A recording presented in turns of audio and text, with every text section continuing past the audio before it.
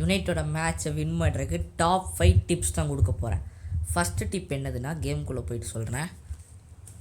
சீக்கிரம் போயிரு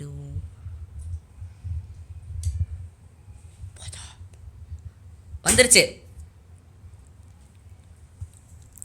போடுங்க. இப்போ நம்ம ஃபஸ்ட்டு டிப், ஒவ்வொரு யுனைட் மேட்சும் ஜெயிக்கிறதுக்கான ஃபஸ்ட்டு டிப் என்னதுன்னா, வைல்டு போக்கிமான்ஸ் அடிக்கணும்.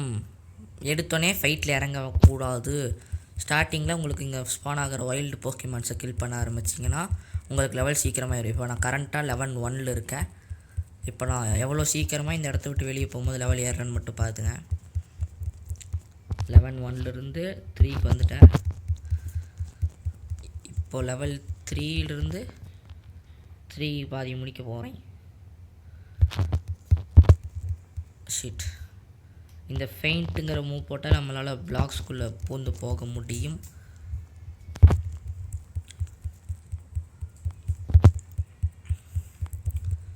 நம்ம இந்த சென்ட்ரல் ஏரியாவை இன்னும் ஃபுல்லாக முடிக்கக்கூட இல்லை.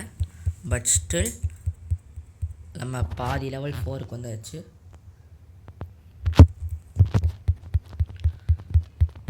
இந்த மாதிரி வைல்டு இருக்க போக்கிமான்ஸ் ஃபஸ்ட் டார்கெட் பண்ணி அடிக்கணும். செகண்ட் டிப் என்னதுன்னா, ஓகே, செகண்ட் டிப்க்கான டைம் வந்துடுச்சு. உங்கள் கோல் போஸ்ட்டை மற்றவங்கிட்டேருந்து நீங்கள் காப்பாற்றணும். இப்போ இங்கே பார்த்தீங்கன்னா ஒரு வீனஸார் இவங்கெல்லாம் சுற்றிட்டு இருக்காங்க.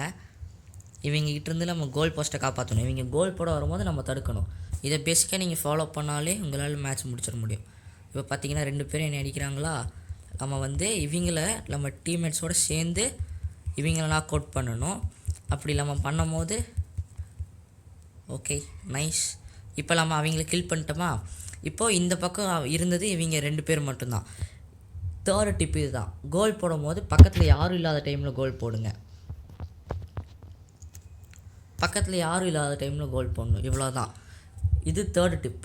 ஃபோர்த்து டிப் என்னென்னா சொல்லட்டுமா, நீங்கள் எப்போவுமே வெயிட் பண்ணுங்கள். தேர்டு டிப் ஸ்டார்டிங்கில் ரொம்ப ஸ்டாக் பண்ணக்கூடாது. என்ன சொல்ல வரேன்னா, ரொம்ப ஸ்டாக் பண்ணக்கூடாதுங்கிறதுக்கு ஒரு அர்த்தம். இப்போ பார்த்தீங்கன்னா இவங்கெல்லாம் வந்துட்டாங்களா, நம்ம கோல் போஸ்ட்டை சேவ் பண்ணணும். நீங்கள் 30 ஃபுல் 40 அந்த மாதிரி உங்களோட கோல் போஸ்ட்டை ஃபுல்லாக கவர் பண்ணிவிட்டு நீங்கள் போய் கோல் போட நினைக்காதீங்க. கையில் இருக்க கோலை டக்குன்னு போட்டால் அது உங்களுக்கு நல்லது. உங்களுக்கு கோல்ஸ் நிறையா வரணும்னா, இப்போ இவங்க பார்த்தீங்கன்னா இவன் இந்த இதை கில் பண்ணிட்டானா அப்புறம் அவங்களோட டீமுக்கு நம்மளுக்கு நிறைய போயிடும். அப்புறம் இந்த பாஸஸை அடிக்க வேண்டியதே கிடையாது. இந்த பாஸ் இருக்கிற வரைக்கும் அது உங்கள் டீமுக்கு தான் நல்லது. உங்கள் டீம் அவங்க கோல் எடுக்க மாட்டாங்க. இப்போ பாஸையும் நீங்கள் காப்பாற்றணும். இதுதான் ஃபோர்த்து டிப்பு. ஸ்பான் ஆகிற பாஸஸை காப்பாற்றணும். ஃபோர்த்து டிப்பு தான். ஃபிஃப்த்து டிப் அதிகமாக சண்டையில் இறங்க தேவையில்லை. இப்போ இங்கே பார்த்தீங்கன்னா பயங்கரமான சண்டை போய் கொண்டிருக்கிற டைமில்